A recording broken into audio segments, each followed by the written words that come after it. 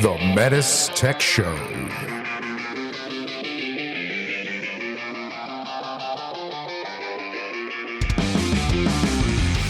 Welcome to the Metis Tech Show, a show for HVAC professionals by HVAC professionals. I like how you guys bounce back and forth between heat pump talk and food talk. The Metis Tech Show. Mitsubishi. So, guys, we had food coming out every 5 minutes this week at the 2025 DSG conference. And what's something that stood out to you guys food-wise this week? Has anyone said the cinnamon rolls yet?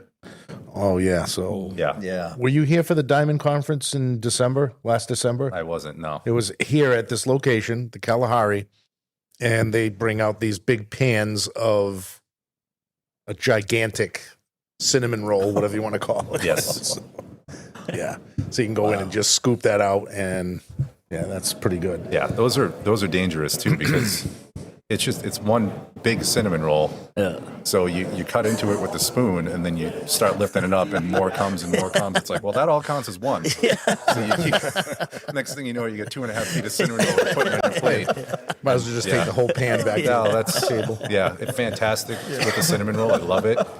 But you could always tell who had too much after the break, because they come in and the head's against the wall, and they're gone. But it is what it is. I mean, it's part of the fun, right? Yeah. How about you, Dwain? Yeah, that was a struggle. Yeah. I can't have that cinnamon roll, and I love them. Right? Yeah. The sugar. I can't have all the sugar. Yeah, I passed on it this time. But it was probably better that I didn't have it. Yeah. Because I might have been one of those guys leaning on the wall as well. Oh, that's all right. That's all right. What did you have anything that you did like? The brisket. Oh, the other night, that brisket was crazy good. And Yeah. so tender, man. That was good stuff. Yeah. Yeah, it was good. Yeah. A lot of protein. Yeah. A lot of protein options. It was turkey, chicken, and beef yesterday. Yeah, that was There's no shortage, which is nice. that was fantastic. I went light on the veggies and heavy on the meat last night. It was good. Yeah. It was a little sketched out by the yellow turmeric-coated cauliflower. It wasn't that bad. I mean, it was either the yellow cauliflower or the black broccoli. Like, what are you going to go? I went with the green beans. Yeah. There you go. Wise decision. Yeah. Wise decision. Yeah, so welcome to the Metis Tech Show. Again, we are in Austin at the 2025 DSG conference, and a lot of guests this week.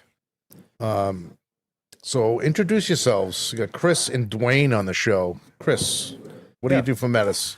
So I am a mechanical engineer for water products for the Northeast business unit. So specialize in anything water related, primarily the QHV, HVRF, soon to be CHV, which is the EcoDan Pro, and then the e-chiller, which is right around the corner. So a lot of really interesting, really fun products that are coming down the pipeline, and pretty excited about the opportunity and to be the tip of the spear on this. It's not often where you get this opportunity, and I'm pretty pumped to be part of it. So yeah, are you supporting the EcoDan single phase as well? Is that going to be something that? That'll be something that we're going to help out with. Yeah. So I awesome. think, yeah.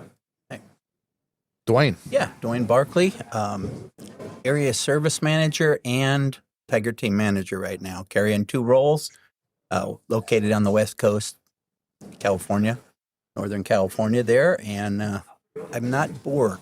Haven't been bored.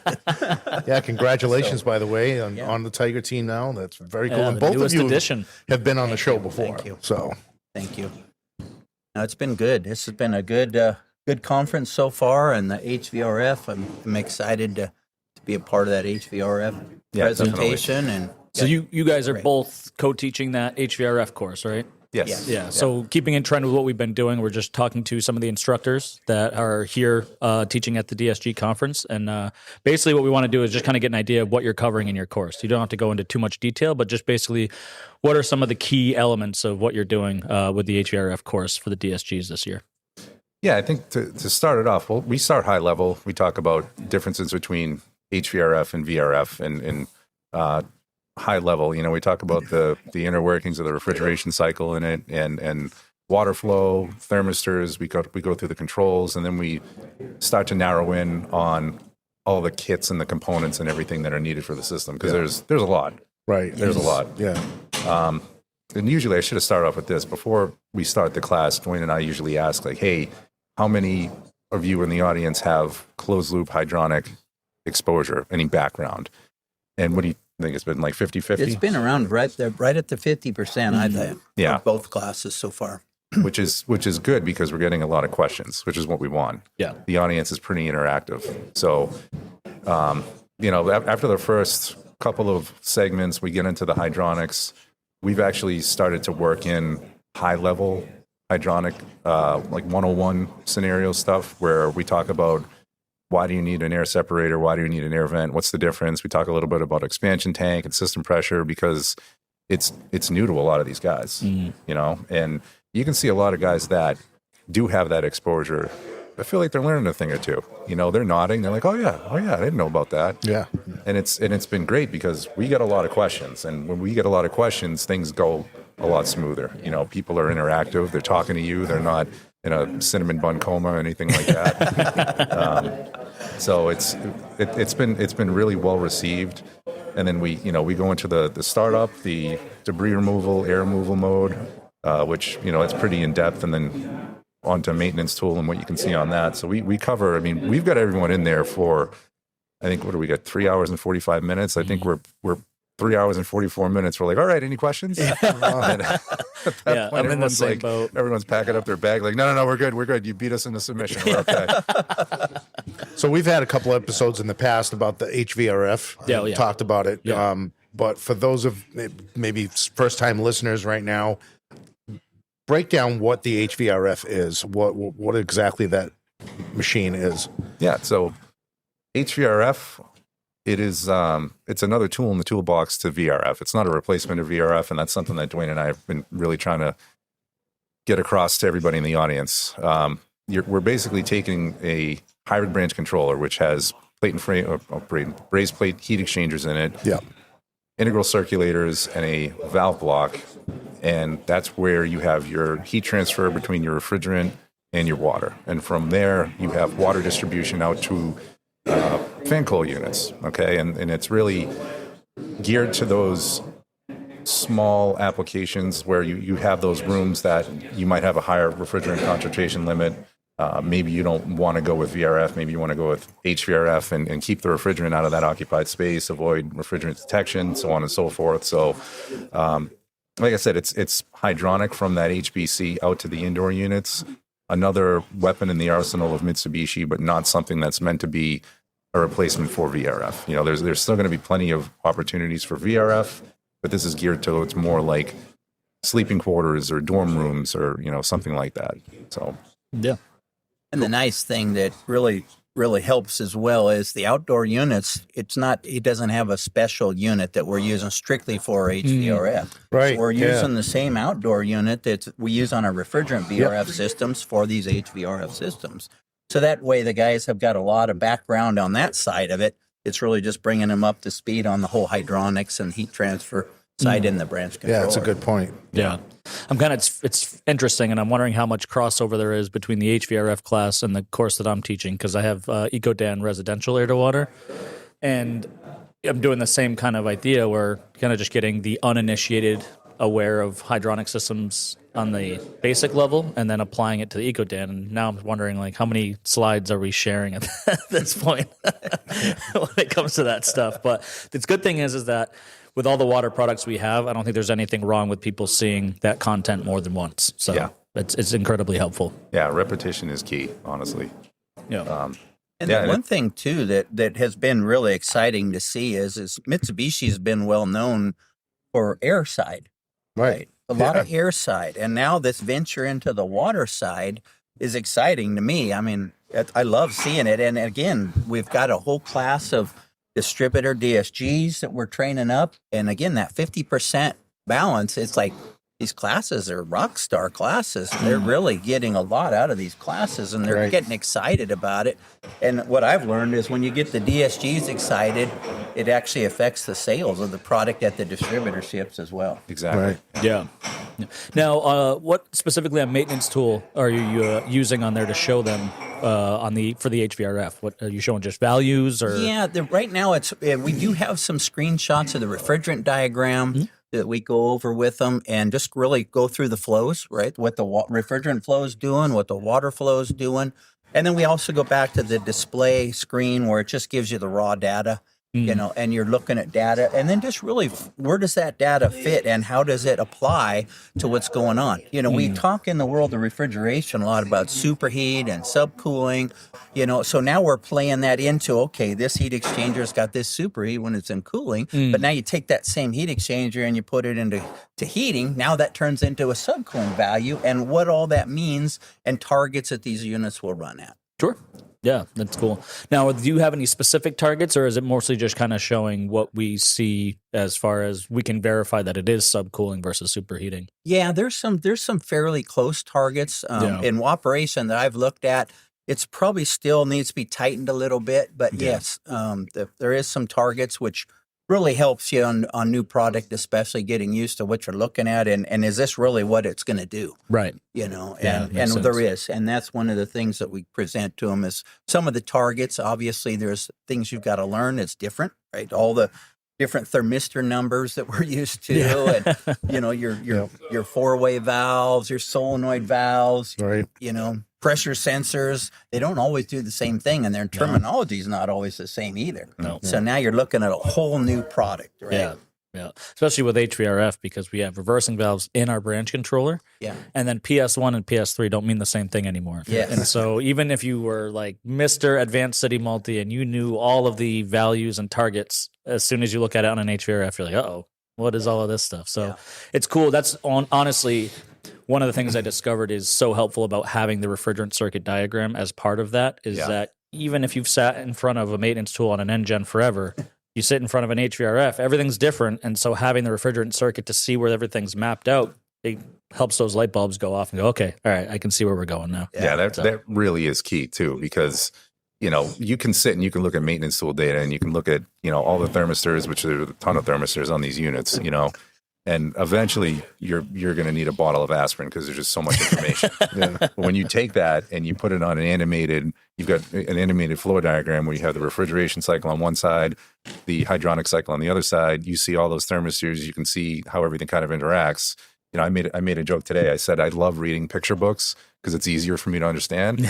So when you start putting all those into an animated one line, it's like, okay, So is that on maintenance tool now, the refrigerant flow and water flow? Oh, yeah. Has it been there the whole time? Yeah. Really? That's cool. Yeah, where you That's been? awesome. Huge. It's awesome. Yeah. That's awesome. Now, you guys mentioned 50-50, right? You got some people that are doing hydronics and some that are not. Yes. Chris, you did something last year internally. You did some internal training. Yeah. I want to call it like the hydronics tour that you did across the country. Oh, yeah. So what did that consist of? So we did a handful of presentations. George Wenert and I, so shout out to George on that. Yeah. We started with like a plumbing and hydronics 101, and then we had an advanced hydronics presentation. So the 101 was like the real introductory, high level, 30,000 feet. This is, these are the components, these are where they go. And then the advanced was, okay, now that we know where they go, we're going to dive into what they're actually doing, what their differences are. We talked about like the difference between an air separator and an air vent. We talked about expansion tanks and how you need to have expansion tank pressure equal system fill pressure, and like a lot of this stuff, it's general hydronic knowledge, but you can tell a lot of people don't. They have a little bit of exposure, but they're like, oh, I knew what an expansion tank was for, but I never knew exactly, I can't put it after a pump. I have to put it on the suction side of a pump, so there was a lot of that. And then we took that and we built on that more and we applied it to our products. So for HVRF best practices, we made a presentation and we talked about all these components, for closed loop hydronics and where they fit in HVRF. And we did the same thing with QAHV. And I feel like that went a long way because you can sit and you can tell someone what an expansion tank is for or where an air separator goes. But now when you tell them and you apply it to the product and they see it, it sticks a little bit more, Right. So that went a long way. I felt like, a lot of people took that and ran with it, better understanding of the product, and it makes them a lot more comfortable so they can go out and you can talk to your plumbing engineers in the consulting firm. Whereas before, I think a lot of people were kind of hesitant on that. Yeah. Like, oh, we talk to the mechanical guys, we don't talk to the plumbing guys. So giving the staff that added level of comfort went a long way. Mission accomplished. We felt pretty good about that. Right. And up until the QAHV was released, 5 years ago now, right? Yeah. I've just figured hydronics and boilers and everything else were the same across the whole country. Right? Until we started installing, we went and installed the QAHV in Atlanta. We'll try finding a high vent in Atlanta. I think I mentioned this before a million times, but I was blown away. I'm walking into plumbing supply houses, and all I see is PEX and PVC, and they're like, "You don't got a high vent here." Yeah. I'm like, what? Oh, wait a minute. Where am I? Yeah. So it's totally different, like you said, Dwain. We're taking on a different product. For the longest time, it was VRF and just M&P series, 1-to-1s, right? And things are changing. Yeah. So. Well, the funny thing is that even if you believe that you have hydronic experience because you put together 20 to 150 residential boilers, if somebody was to be like, why does the expansion tank have to be on that side of the pump? You'd be like, because that's how it comes within the box for the boiler trinket. You know what I mean? You could be putting boilers together forever, but to have a deeper understanding, I think helps just in general with concept and designing systems. So I think the first time I saw that class was the engineering summit at the end of last year. And it was funny because there was the whole beginning part where you're talking about hydronics and feed pressure based on floors and how much water can be pushed up and all this interesting stuff. And I'm like, this is all education for me. And then you got to the point where you're just showing control valves and you're showing pumps. And I'm like, I know what that is. Yeah. I can identify a hydronic part from a mile away, but to fully understand it was cool to have that training. So good. It's interesting too is the trades, how you get into a closed loop plumbing system versus just open systems or hot water systems. Right. We kind of, at least I did, I generalized the whole industry in a sense that if you did plumbing, you knew hydronics. Yeah. And that is now turned into a real eye-opener that just because you know how to put pipes together and put some water through them does not mean you know about hydronic systems. Right. And that has been very evident as we've moved into a lot of these new products. Yeah. So Chris's presentation was beautiful because, again, what is any of the training that we do? We want to not just tell you to do it this way, but why are you doing it? What is that all about? How does that affect the whole system? Right. Yeah, absolutely. So that's good. I think it's another good class that we have going on. It's one of our newer products, not newest, but newer products. Do have any personal information about future state with the change to the R32 refrigerant? Is there going to be changes to the HBC? Do you know of them? It's okay to say no. Just curious. No, yeah. I think from what we know right now, the HBC is on the back burner a little bit. I think towards the end of next year is when it's going to be released. So I think the closest alligator to the boat right now is R32 and all the VRF components, making sure those are ready to go. And then I think that HBC, the R32 or HBC, will be coming out eventually. So cool. Yeah, so it's on the roadmap. Like I said, it's as with all the others. It's not the closest alligator to the boat. Yeah. Awesome. What do you think they're feeding us tonight for dinner? All of it. Yes. Liquor. I think because it's awards night, so the DSGs, we're going to be giving out awards tonight. So I think it's going to be a little bit, it could be fillets and lobster tails or something. You never know. Special. I doubt it. I hope so, because I haven't eaten anything. You're starving. Wasting away over here. Can I tell you? So I should have started off at the beginning. Props to you guys for doing this for a living, standing up and presenting to people for, the 3-day essentials class, 8 hours a day. That's a lot of work. Yeah. And I'm feeling it. We're feeling it after 4 hours. Yeah. Now, Bryn had the pleasure last spring. So let's go back. And this is how fast things move. I don't know. I just can't keep up anymore. But we had a flood in Boston. Oh, I remember that. Remember that? Yeah. All right. So we had to cancel a bunch of classes. And we had a whole waiting list or a whole bunch of people that already signed up, paid. We have to get the training center back up and going. Not only that, but we have to get these guys trained quickly. So Bryn had to teach 5 straight days, Monday through Friday, a 2-day M&P, and a 3-day city multi. And I felt terrible for him because I remember, and Tim Connell, if you're listening, will remember back when we did the JV, we did something called a boot camp for the train guys. Yeah. And we had to get them up to speed quickly on our M&P line and the city multi-line. So we were doing 5 days worth of classes. That is exhausting. Yeah, it's a marathon. And It was brutal. I was getting home from a week of that, and my wife is like, "Why are you so quiet? Why are you so quiet?" I'm like, I don't want to talk anymore. I'm done talking. It's nothing against you. I love you, but I can't talk anymore. So yeah, it's brutal. It is. It's brutal. That was some kind of PTSD regression that I did, because when you were bringing that up, I'm like, I don't remember what he's talking about. I was like, oh yeah, I did. I guess I did teach 5 days in a row for 3 weeks. You buried that way down. You buried that down, and now you just scratched at it, and now it's coming back. Yeah. And, oh no. Yeah. If I break down, you'll know why. All right. Well, thank you guys very much, and I'm sure we'll see you around the dinner table. All right. Yeah. Thank you guys Thank for you all guys. you do. Yeah. Thank you for being on. We'll see you on the next one. Yeah, bye.